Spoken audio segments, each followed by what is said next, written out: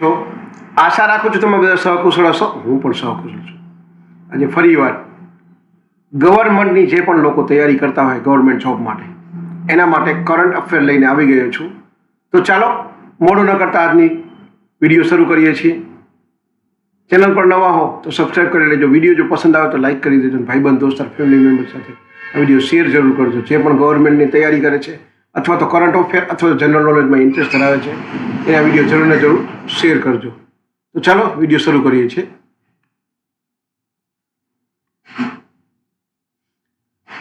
Current અફેરના હું પ્રશ્ન અને જવાબ બંને લઈને આવી ગયો છું કે તમને ગવર્મેન્ટની જોબમાં આ મહત્વપૂર્ણ પ્રશ્ન હોય છે જે હું ગોતીને લાવું છું તમારા માટે।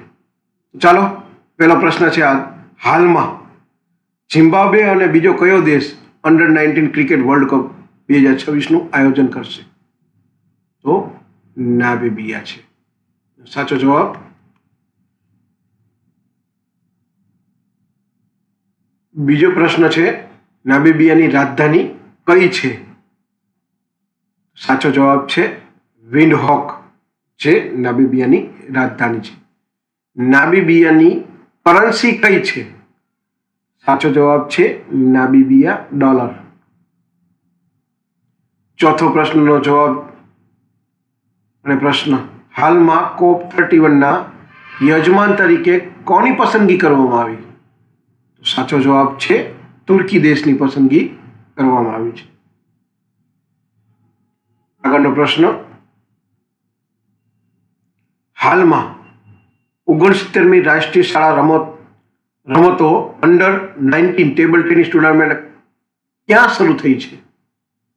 સાચો જવાબ છે જમ્મુ કાશ્મીરમાં। છઠ્ઠો પ્રશ્ન છે, હાલમાં ભારતનું પ્રથમ PSLV ખાનગી રોકેટ કોણે બનાવ્યું છે? સાચો જવાબ છે HAL। સાતમો પ્રશ્ન છે, તાજેતરમાં 78મો NCC દિવસ ક્યારે ઉજવવામાં આવ્યો? સાચો જવાબ છે 23 નવેમ્બરે। આઠમો પ્રશ્ન છે, તાજેતરમાં નવા ટેલિકોમ સચિવ તરીકે કોની નિમણૂક કરવામાં આવી છે? સાચો જવાબ છે અમિત અગ્રવાલની। નવમો પ્રશ્ન છે, હાલમાં 2025માં વિશ્વના ત્રીજો સૌથી મોટા માનવતાવાદી દાતા કોને જાહેર કરવામાં આવ્યો? સાચો જવાબ છે UAE ને જાહેર કરવામાં આવ્યો। 10મો પ્રશ્ન છે, UAEના રાષ્ટ્રપતિ કોણ છે? એનો સાચો જવાબ છે મોહમ્મદ બિન ઝાયદ અલ નાહયાનના રાષ્ટ્રપતિ છે।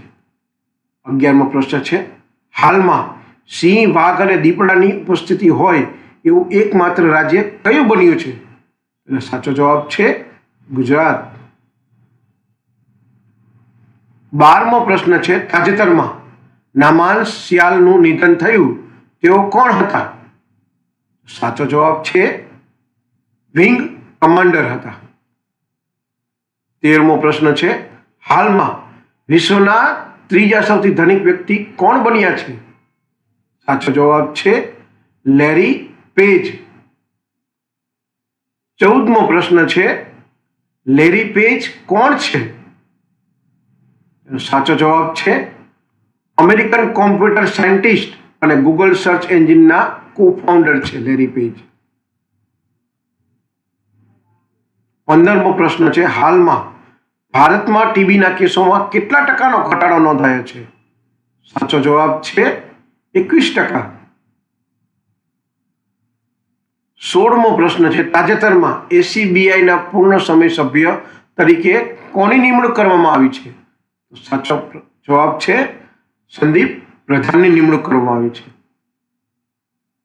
17મો પ્રશ્ન છે, હાલમાં કયા દેશના ભૂતપૂર્વ રાષ્ટ્રપતિની ધરપકડ કરવામાં આવી? સાચો જવાબ છે બ્રાઝિલ।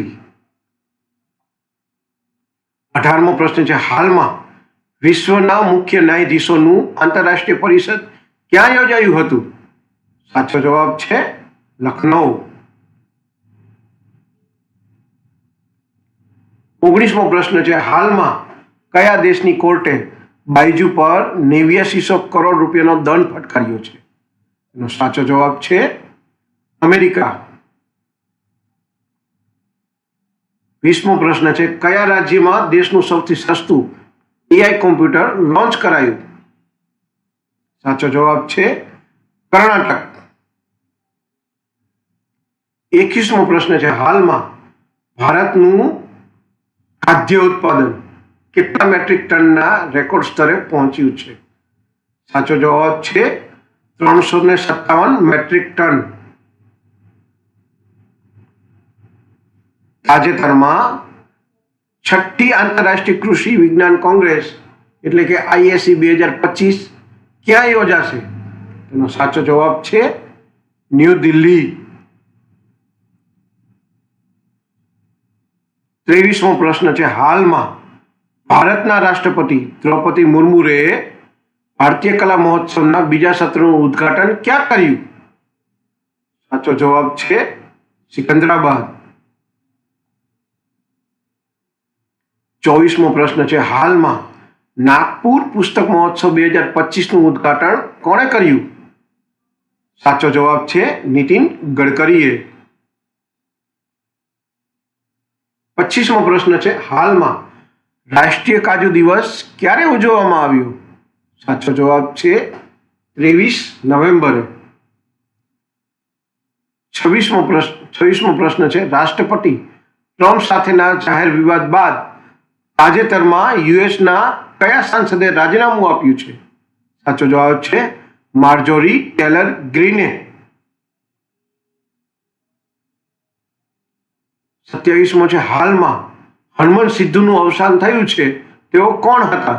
તેનો સાચો જવાબ છે ગાયક. હાલમાં ગુજરાતના કયા શહેરમાં તાનારીરી ફેસ્ટિવલનું આયોજન કરાયું છે?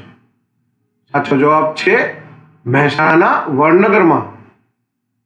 29મો અને છેલ્લો પ્રશ્ન છે, હાલમાં 2026ના international tennis hall of fame વર્ગ માટે કોની પસંદગી કરવામાં આવી છે? ટેક્સ ભૂલ છે.